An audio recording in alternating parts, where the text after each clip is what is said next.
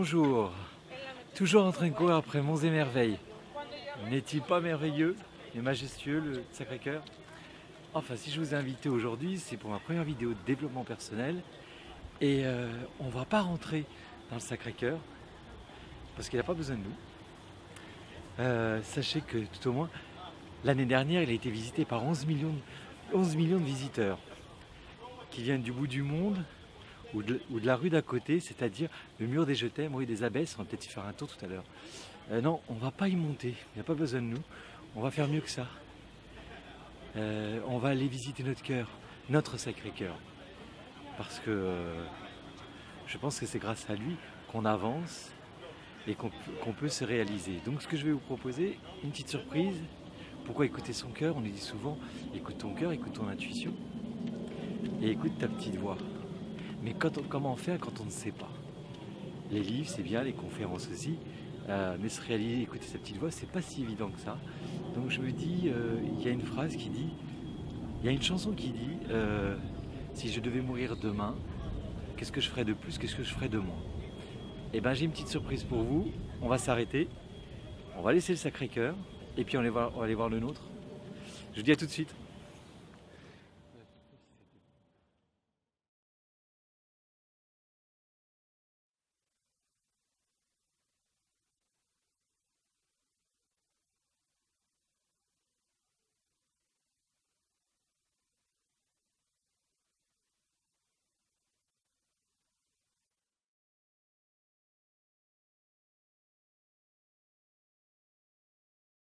Toujours en train de courir, hein, comme on dit, monts et merveilles. Je vous avais dit une petite surprise, je vous avais donné un petit indice. Si l'on devait mourir demain, qu'est-ce qu'on ferait de plus? Qu'est-ce qu'on ferait demain? Au moins. En fait, je vous invite, on va aller faire un tour. On va rentrer dans un cimetière. Vous allez me dire, mais pourquoi un cimetière? Tout simplement pour se reconnecter à son cœur. Parce qu'effectivement, le Sacré-Cœur existe. Il est visité par 11 millions de visiteurs par an, qui viennent comme je vous l'ai dit, qui viennent du bout du monde, comme de la rue d'à côté.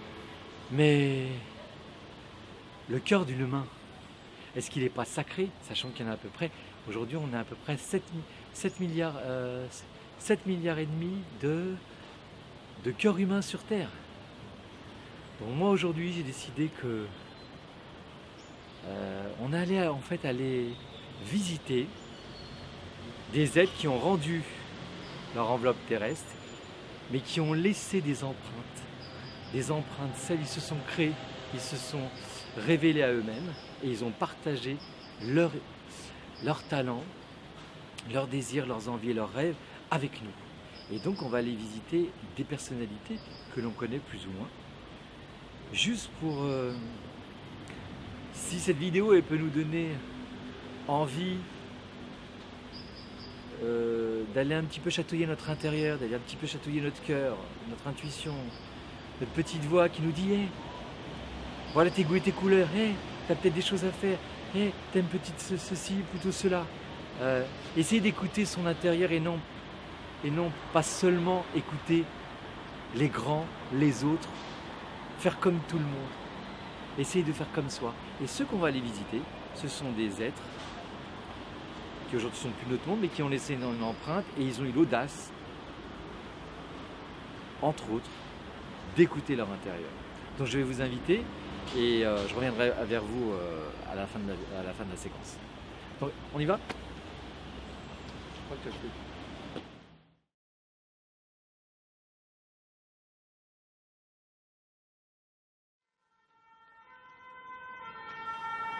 Alors là, nous sommes nous recueillons devant François Truffaut. Et j'ai décidé de commencer cette série de visites par un réalisateur. Parce que finalement, il y a un point commun avec nous, c'est qu'on est tous des réalisateurs de sa vie. Conscient ou inconscient, qu'on le veuille ou qu'on ne le veuille pas, on crée sa vie. Et donc j'ai décidé de commencer par François Truffaut et j'ai extrait d'un interview que je trouvais sur YouTube, mot à mot, un passage d'un de ses interviews. et je vais me permettre de vous le lire. Donc François Truffaut disait « Moi, je suis absolument pas sincère. J'aime assez l'hypocrisie. J'aime bien le mélange, beaucoup le mélange de la sincérité et de l'hypocrisie. J'aime beaucoup les gens hypocrites. L'hypocrisie, c'est le tact. Par exemple, je connais des gens sincères qui sont invivables. J'aime les gens qui ont du tact. Alors j'aime cette phrase. J'aime les gens qui ont du tact, qui ne disent pas ce qu'ils pensent au moment où ils le pensent qu'il faut le dire. Il faut la tenir celle-là, juste pour le plaisir. J'aime les gens qui ont du tact, qui ne disent pas ce qu'ils pensent au moment où ils le pensent qu'il faut le dire. C'est pour moi la plus grande valeur à quelqu'un qui dit toujours ce qu'il pense. Et il rajoute, je crois qu'il y a des heures où on ne dit pas ce qu'on pense, et des gens à qui on ne doit pas dire ce qu'on pense, et des pensées que l'on doit cacher. Il m'a donné un cours de développement personnel. Alors, Truffaut, à votre santé d'âme et à notre santé d'être. Amen. Maintenant, je vais vous inviter, on va aller voir une actrice. Parce qu'après réalisateur, on est acteur de sa vie. Et ils se sont connus d'ailleurs. Donc je vous invite, on y va.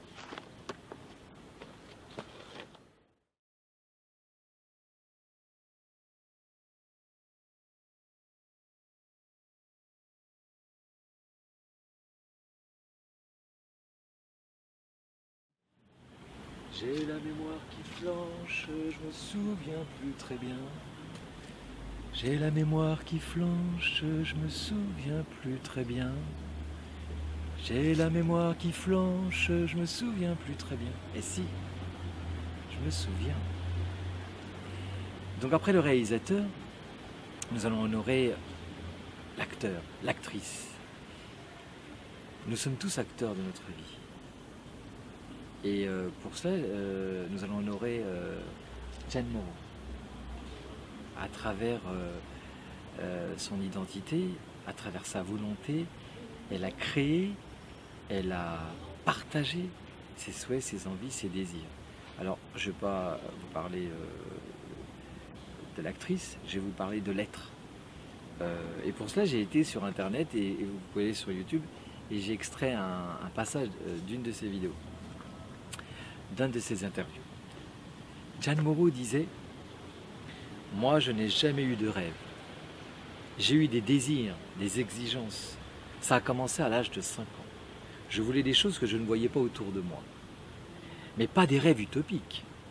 J'ai toujours été lucide, avec suffisamment de confiance pour être sûr que même si les choses ne marchaient pas bien, c'est parce que je n'avais pas choisi la bonne route ou le bon chemin ou la bonne porte. Mais qu'il y a quelque chose au bout, quelque part, que je devais atteindre. Vous voyez, je n'étais ni optimiste, ni pessimiste. Dans la même interview, elle rajoute « J'ai eu de la chance. Mais même dans mes échecs, vous voyez, parce qu'il y a des échecs qui vous disent « Ah, allons, arrête !» La chance, ce n'est pas toujours quand tout va bien, c'est de la détermination, c'est-à-dire un mélange de destin, de travail et quelquefois la chance dans l'adversité. Donc Jeanne Moreau, à votre santé d'âme et à notre santé d'être. Amen. Maintenant, on va aller voir un artiste peintre. Je vous dis à tout de suite.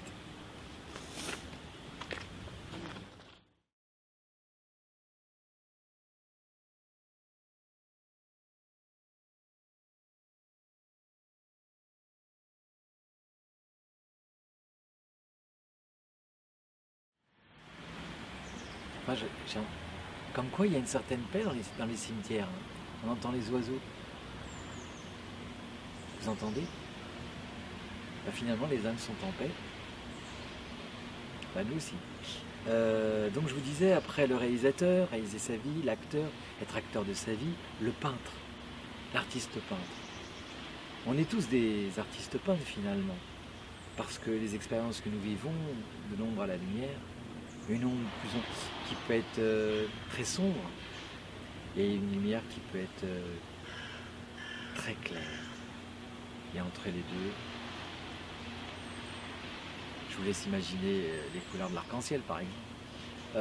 Donc j'ai choisi, je ne le connaissais pas il y a encore un mois, un artiste très particulier qui s'appelle Victor Bronner.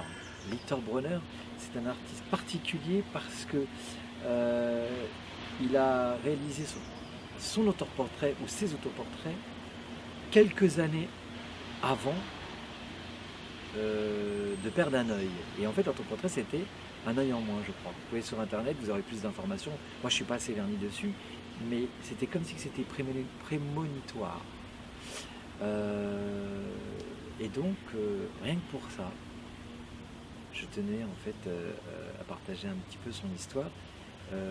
Un œil en moins, artiste peintre entre autres, il s'est dépassé, il s'est nourri de ses souffrances, de sa souffrance, pour pouvoir créer. Et rien que pour ça, Victor, à votre santé d'âme et à notre santé d'être. Amen.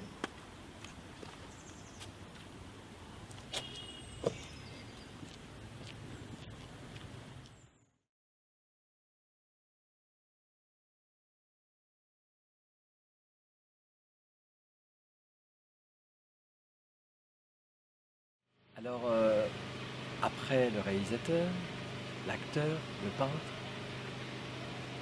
le chanteur, chanteuse, chanter sa vie. Chanter sa vie sur des notes de musique qu'on choisit. Les émotions, le ressenti. Et pour ça, j'ai choisi deux chanteurs. Michel Berger, France Gall. Michel Berger, je ne vais pas vous citer... non, je vais vous chanter Berger parce que tout est dit dans une de ses chansons. Et il disait comme ça: pour me comprendre, il faudrait savoir qui je suis. Pour me comprendre, il faudrait connaître ma vie. Et pour l'apprendre, devenir mon ami. Pour me comprendre, il faudrait au moins un soir pouvoir surprendre le chemin d'un de mes regards, triste mais tendre, perdu dans le hasard. Pour me comprendre. Alors, je crois que pour comprendre Berger, il faut juste écouter ses chansons et lire ses textes. Et maintenant, je vais prendre le relais et je vais vous parler de France Gall, mais on va aller s'asseoir. Pour parler de France Gall, on va juste déposer les fleurs et une pour leur fille, et enfin une extension pour leur fils, parce qu'ils sont trois. Donc on va les remercier. Alors, santé d'âme à notre santé d'être. Amen.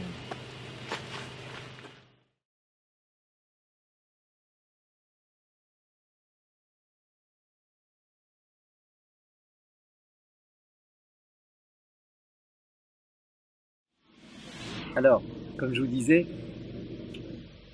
chanter sa vie, selon ses partitions intérieures, selon sa musicalité intérieure, selon sa résonance intérieure, écouter sa petite voix, écouter son intuition, écouter son cœur, mettre son cœur à l'ouvrage, son sacré cœur, parce qu'on a tous un sacré cœur. Chaque être a un cœur et c'est un sacré. Et maintenant, je vais vous lire deux extraits d'un interview que France Gall a fait en 2000, qui pour moi sont riches d'enseignements.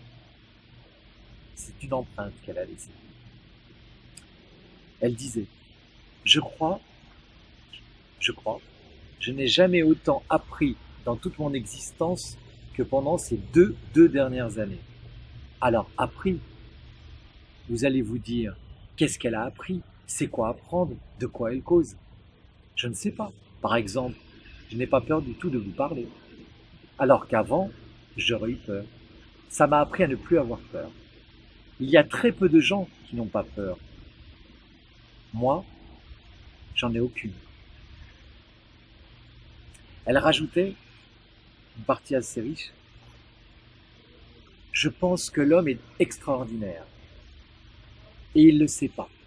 L'homme est extraordinaire et il ne le sait pas. Il ne sait pas quel rôle il a à jouer. Quel est son rôle? Quel est le rôle qu'il a auprès des autres? Il ne sait rien. L'homme, c'est quelqu'un qui traverse un espace-temps sans savoir. Et là, elle s'emportait avec un petit sourire. Vous vous rendez compte, si j'avais dû traverser tout ça sans avoir une idée un peu de ce que cela voulait dire, on devient fou. Or, je suis loin d'être folle, on peut le mettre au masculin. Or, je suis loin d'être folle. Et franchement, il y a quelque chose qui a fait que j'ai traversé. C'est comme une guerre du mauvais côté de la vie, qu'on a à. Il y a le bonheur, mais c'est pas ça qui nous fait évoluer, c'est pas le bonheur. C'est ces choses incroyables qu'on nous donne à surmonter. Et je crois que je les ai surmontées. Et je crois qu'elle les a surmontées. Je crois que j'ai surmonté les miennes d'ailleurs. Et c'est peut-être ça le cœur à l'ouvrage. C'est vivre des expériences, découvrir qui l'on est, se nourrir des autres, nourrir les autres, surmonter et avancer. Rien que pour ça, je la remercie. C'est encore du développement personnel. Hein. Encore une petite surprise, et puis après on fera une pause. Merci.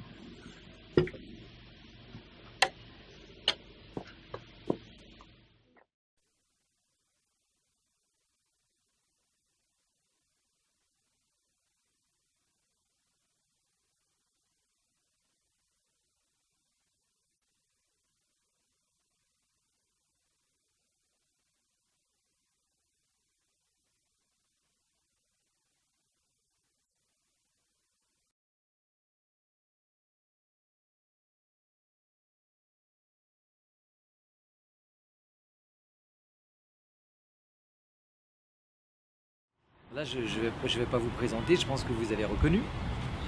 Donc je vais vous donner deux extraits d'un interview qu'elle a donné dans les années 70 sur la réalisation de soi.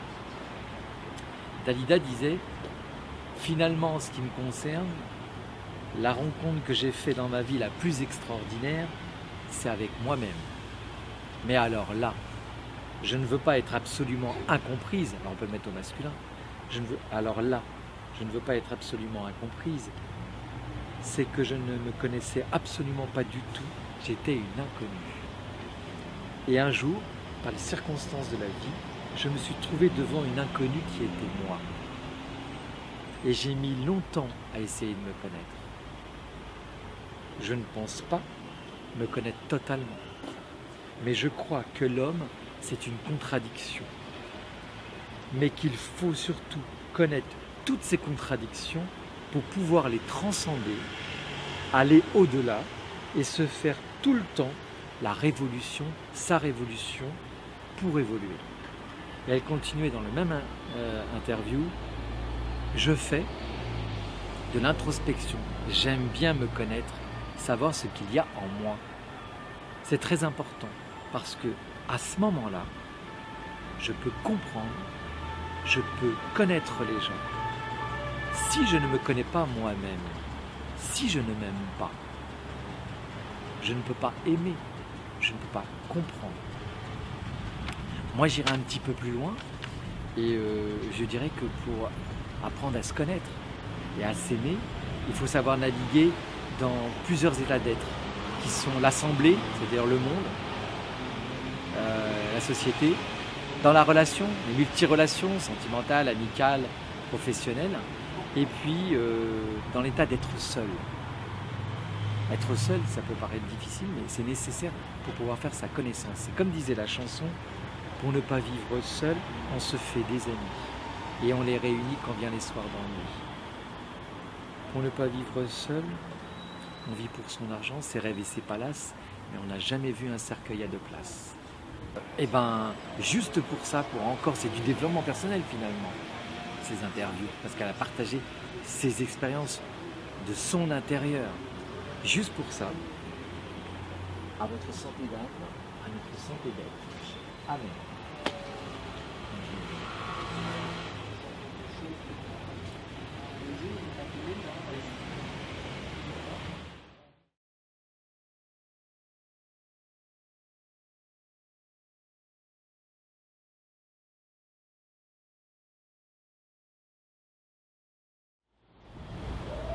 Alors, la visite tourne à sa fin. Il ne nous reste plus qu'une ou deux tombes. Celle-ci est particulière. J'ai décidé de prendre une tombe inconnue qui à limite pourrait nous représenter parce que effectivement on a pris des personnalités, des gens que l'on connaissait, des gens populaires, mais le cœur, le Sacré-Cœur est en chacun de nous. Et à partir du moment où on a frôlé la terre, on a vécu en terre, on a laissé une empreinte, quelle qu'elle soit, c'est une empreinte qui a fait évoluer le monde. Et rien que pour cela, je vais déposer, mais c'est symbolique, une rose, mais c'est pour chacun de nous, à votre santé d'âme, à notre santé d'être. Amen.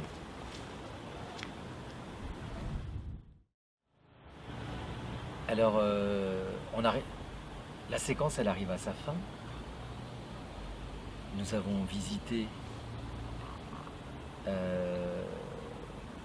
des êtres qui ont rendu leur enveloppe terrestre, mais qui nous ont lancé des empreintes, qui se sont surpassés, dépassés, et qui ont vécu des milliards d'expériences, comme vous et moi. Mais en fait, je vous ai invité au cimetière et je vous ai invité à les visiter, parce que vous ne me connaissez pas en tant que coach en développement de vie, personnel, professionnel et universel, et que mon message, celui d'écouter son cœur, comme disait ma grand-mère, écoute ton cœur, suis tes envies, tes désirs, tes souhaits, c'est pas toujours évident. C'est même très difficile parce qu'on nage entre autres dans le monde des peurs. Et comme disait Mandela et mon thérapeute, ce qui compte, c'est pas d'avoir peur, c'est d'y aller quand même. Moi, j'ai eu peur et je l'ai fait quand même. La perfection, ça n'existe pas et c'est pour ça que j'arrive à faire les choses ici aujourd'hui. Et en fait, c'est de vous que je parle et c'est de moi. C'est qu'on a tous un cœur, il est sacré. On a tous une valeur. Et même quand il y a le désespoir, même quand ça va plus, même quand on pense qu'on a tout perdu et qu'on a envie de tout abandonner, eh ben, il y a toujours cette petite voix à l'intérieur qui tape au cœur et qui dit hey, hey, t'as encore des choses à faire. Tant qu'on est vivant, on a encore des choses à faire. Comme dit la chanson, il n'est jamais trop tard pour vivre, jamais trop tard pour être libre. Il n'est jamais trop tard pour vivre, il n'est jamais trop tard pour être libre. En fait, tant qu'on est vivant, on peut faire des choses. C'est pas forcément des grandes choses, être président, être PDG, être ceci ou cela. C'est se lever le matin, être dans le mouvement. Même les petites choses, c'est souvent les petites choses qui font les grandes différences. Donc si cette séquence a permis à au moins un de pouvoir se reconnecter et prendre conscience que mettre son cœur à l'ouvrage, écouter son cœur, sa petite intuition, son intérieur, essayez. Et rien que d'essayer, c'est déjà un pas. Et ben, j'en serais fier. Maintenant, je vais vous chanter deux extraits de chansons pour clôturer la chose. Mais avant de la clôturer, je voulais vous dire que pour ceux qui ont été qui ont aimé la vidéo, qui ont trouvé qu'elle avait du sens, je vais vous demander de partager, de liker et si vous avez besoin d'aide et que vous pensez que je peux vous accompagner dans ce développement de vie, savoir qui l'on est dans le domaine professionnel, personnel et universel, n'hésitez pas à me contacter. Vous allez voir apparaître les différents réseaux sociaux, les différentes informations qui permettront de me contacter. Sur ce, 2 chansons. La première pour honorer toutes les âmes qui sont venues sur Terre et qui ont laissé une empreinte pour faire évoluer le monde. Et celles qui viendront demain, les prochaines générations, parce que je pense que l'objectif c'est aussi de toujours faire évoluer le monde. Et la deuxième, c'est un petit clin d'œil au sourire. Quand rien ne va plus, gardez le sourire. C'est le début du renouveau. Et donc, 2 extraits. Là-bas, renaît lentement l'arc-en-ciel. Pareil à notre amour ardent et presque irréel, vers lui je voudrais partir avec vous, car tout y paraît plus charmant, plus clair et plus doux. Adieu chagrin, tristesse, adieu, c'est comme un nouveau paradis, etc., etc., etc. Et la deuxième, c'est souris, bien que ton cœur te peine, souris, ça en vaut la peine. Quand les nuages couvrent ton ciel, tu verras, souris donc, malgré la tristesse, souris. Après, je me rappelle plus, tiens, merde. Mais c'est déjà pas mal comme message, non? Allez, à votre santé d'être, à notre santé d'âme. Juste, mon credo à moi, c'est s'aimer à s'en donner la vie, aimer l'autre dans sa liberté d'être, à notre santé d'être, nés pour vivre. Nous sommes nés pour vivre. À la vôtre. Ciao.